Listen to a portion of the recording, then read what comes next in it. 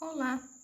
Hoje nós vamos pegar os pontos mais interessantes que eu achei do Tratado do Inferno de Santa Francisca Romana. Podemos ver que é um livro bem curtinho, tão pequeno, então dá para ser lido tranquilamente em um dia. Então, bora lá.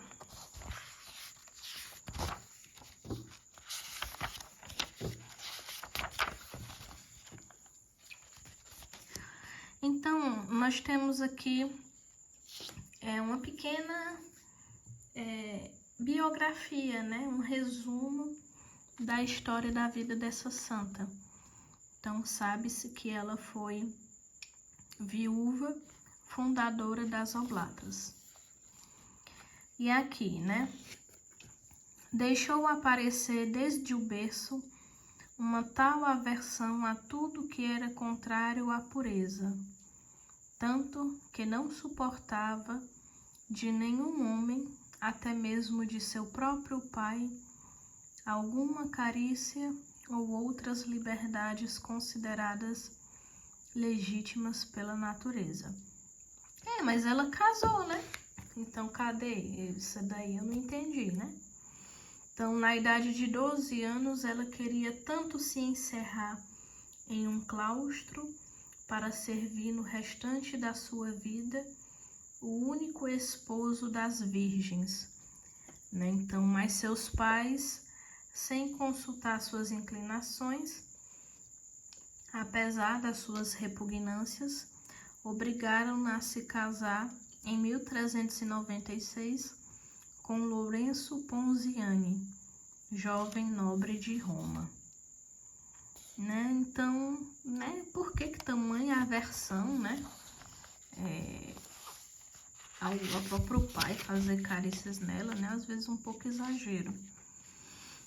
Mas a gente aprende que na vida de casada, ela foi dedicada, Ela considerava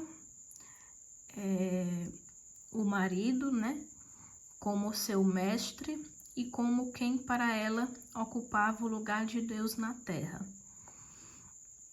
Era ela tão submissa e obediente que mesmo quando estava ocupada na oração ou nas práticas de piedade, deixava tudo para lhe dar satisfação ou para cumprir os deveres de seu estado, o que deve ser o principal objeto da devoção de uma mulher casada.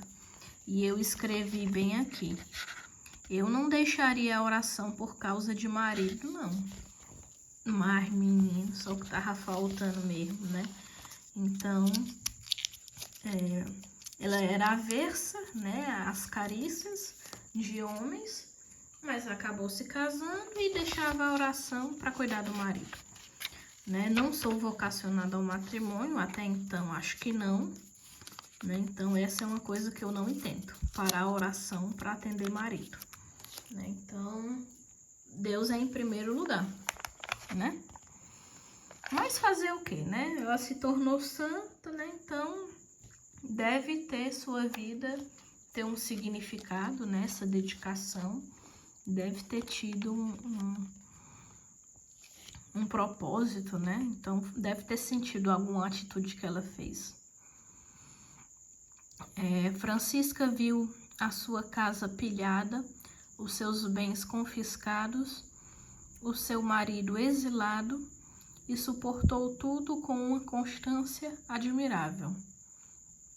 A tormenta passou, o seu marido voltou do exílio, os seus bens foram restituídos, a paz entrou na sua família. Então, não lembro se ela teve filhos ou não. Desde então, ela comia apenas uma vez por dia, alimentando-se apenas com pão e água, e também alguns legumes sem sal que comia uma vez por dia. Ela jamais se permitia, durante toda a sua vida, vestir roupas finas e trazia debaixo dos vestidos de sarja um áspero cilício e uma cinta feita de crina de cavalo. Além disso, trazia um círculo de ferro que feria sua pele. Cilício é um objeto de mortificação corporal, para incomodar a pele, para incomodar o corpo. Ela se fez acompanhar por sua cunhada, né? Iam juntas de porta em porta pelas ruas de Roma, pedindo esmola em favor dos necessitados. E Deus agradou-se tanto desta conduta que realizou vários milagres em favor delas, multiplicando o pão e o vinho que distribuíam por seu amor. Ela confessava ordinariamente toda quarta-feira e todo sábado, e comungava ao menos uma vez na semana, né? E ela frequentava muito a igreja, né? Um padre que não aprovava que mulheres casadas comungassem tão frequentemente, deu a elas hóstias não consagradas. Olha aí que audácia, né? Então, esse padre tinha esse preconceito em relação às mulheres casadas, elas não eram dignas de receber Cristo Jesus, por acaso elas eram pecadoras, por acaso o matrimônio é uma vivência de pecado, já que não podia comungar frequentemente, né? Então, para você ver a mentalidade desse padre. Mas Francisca logo percebeu, não sentindo a presença do seu divino esposo, como era de costume quando recebia a Sagrada Comunhão. Queixou-se ao padre Antônio de Monte Sabelho, seu confessor, que foi falar com o padre. Este lhe confessou a verdade do fato e fez penitência de sua falta. O demônio atacava, né, Santa Francisca muitas vezes durante a oração.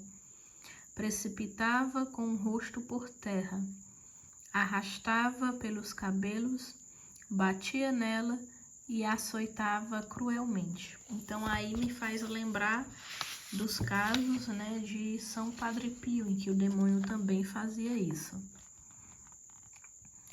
Então a bem-aventurada Francisca tinha cerca de 43 anos, dos quais 31 anos casada. Aí eu fiz a conta, então ela se casou com 12 anos. Meu Deus, o costume daquela época. Idade média, né, meu povo? Então, século XIV. Então, a morte levou o seu marido, né? E ela ajeitou as coisas em pouco tempo e, desfazendo de seus bens em favor de seus filhos que ainda estavam vivos, se retirou para o mosteiro que havia fundado. Então, ela teve filhos, né? Os filhos cresceram, deixou a herança para os filhos e foi para o mosteiro. Então, ela foi fazer os votos, né? Mas não fazem voto, somente prometem obedecer à mãe presidente, essa religiosa, esse grupo religioso que ela faz parte, né? Então, eles recebem pensão, herdam bens e podem sair com a permissão de sua superiora. Há no convento que elas têm em Roma, damas da mais alta classe. Então, era comum isso acontecer, né? Nós devemos lembrar que as ordens mendicantes surgiu com São Francisco, né? De viver a radicalidade do evangelho, de viver realmente a pobreza, né? E só depois também com Santa Teresa de Ávila na Reforma do Carmelo. Então, sim, tinham congregações religiosas que viviam dessa maneira. E ela elevava-se a Deus com tanto fervor que permanecia muito tempo imóvel, completamente arrebatada em espírito. Então, esse sentimento de arrebatamento. ela passou 12 anos na casa de seu pai. Então, né, ela viveu 12 anos com a família, o pai e a mãe. Com 12 anos casou. Passou 40 anos no casamento e passou 4 anos na religião, né? Na vida religiosa. E aí ela começou a ter visões, né? E aí essas visões que ela passou a ter mostravam coisas da fé católica, né? Para ela e para as pessoas que procuravam ela. Então, ela começou a ter visões, né? Justamente do inferno, do purgatório, do céu, né? Mas principalmente do inferno, né? E aqui nesse capítulo trata, né, dos suplícios, dos tormentos que as pessoas recebiam. Então, ela via que estes infelizes eram pregados com os braços estendidos, mas não em forma de cruz. Explicou a santa que todo sinal da cruz era banido das moradas infernais. Então, no inferno não existe cruz, porque a cruz é sinal de redenção. A cruz é sinal do amor de Deus. A cruz é sinal da vitória de Cristo.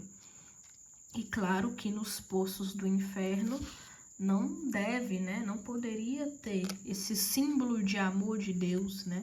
Esse símbolo de salvação, né? No local que é a condenação eterna, né? Da alma humana. Aqui uma palavra que eu não conhecia, pululavam. As serpentes que pululavam significa brotar.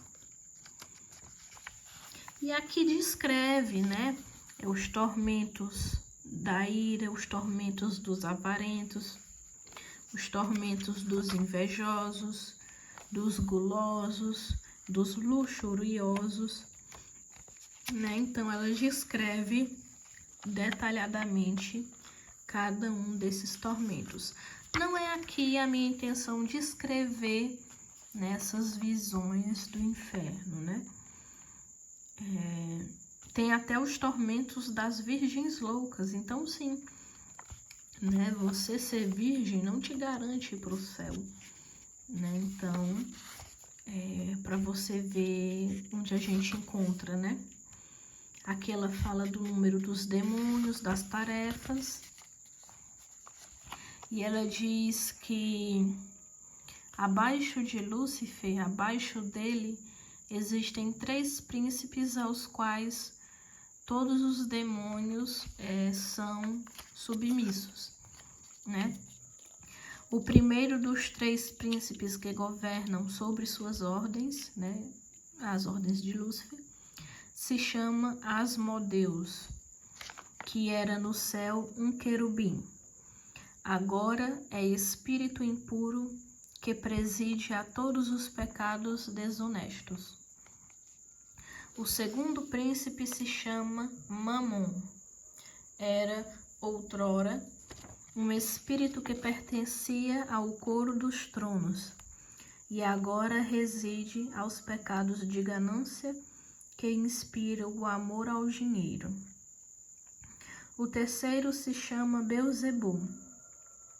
Pertencia na origem ao coro das dominações e agora está estabelecido sobre todos os crimes que gera a idolatria e preside as trevas infernais. E aqui no tratado ela fala que Lúcifer foi um serafim.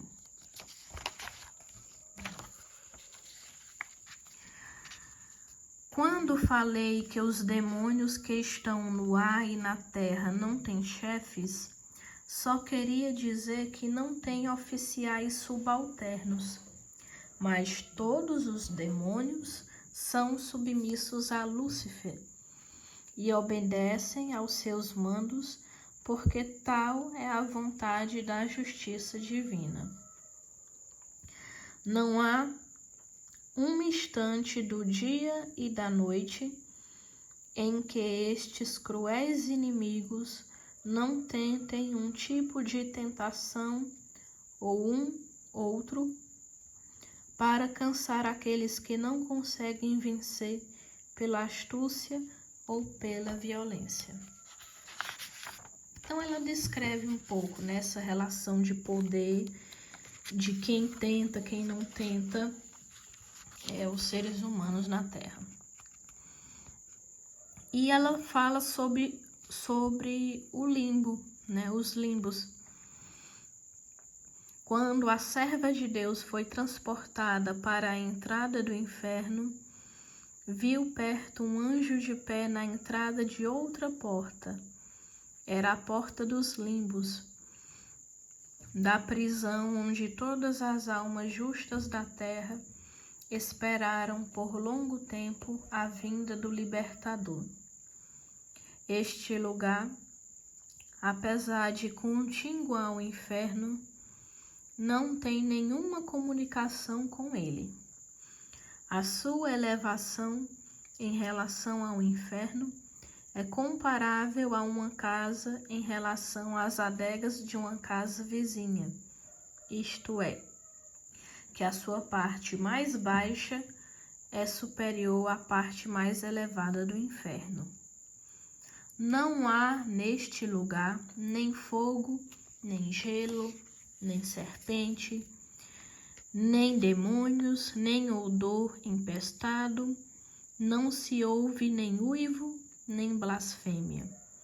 Não se sofre nenhuma outra pena, a não ser a da privação da luz, porque faz sempre noite. Ali é que se encontra o lugar eterno das crianças mortas sem batismo.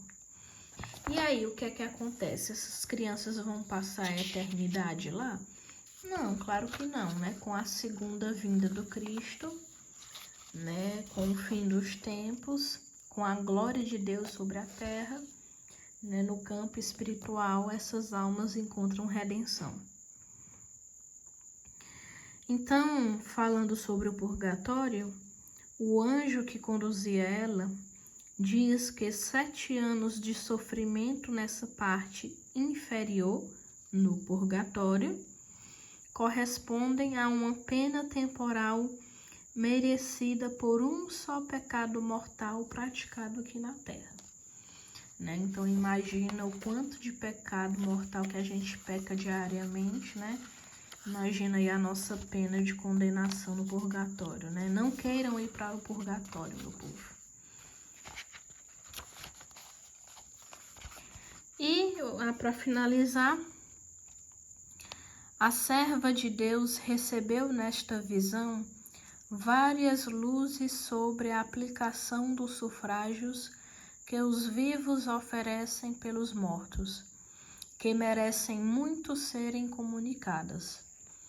Conheceu primeiro que as missas e indulgências concedidas e boas obras oferecidas por certas almas, pelos parentes e amigos, não são integralmente aplicadas.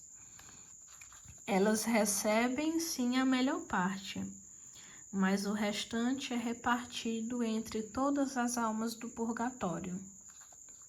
Francisca conheceu segundo que estas obras feitas por erro e almas que já estão no céu são primeiro em proveito das que as fizeram e depois das almas do purgatório. Conheceu terceiro que estes mesmos auxílios dirigidos pelos vivos, as almas que ele pensam estar em via de salvação, mas que de fato estão condenadas, entram integralmente no tesouro dos seus próprios autores, porque nem os condenados podem deles aproveitar e nem Deus permite que sejam aplicados às almas do purgatório. né? Então, isso eu não sabia, conheci lendo aqui esse livro, né? E aí finaliza dizendo que o tempo que parece passar rapidamente na Terra parece muito longo na eternidade. E aí, Francisca via tudo isso durante os seus êxtases no espelho divino. Além disso, Santa Francisca declarou muitas vezes que ela submetia todas as suas palavras ao julgamento da Igreja Católica, em cujo seio queria viver e morrer. Louvado seja Deus. Amém.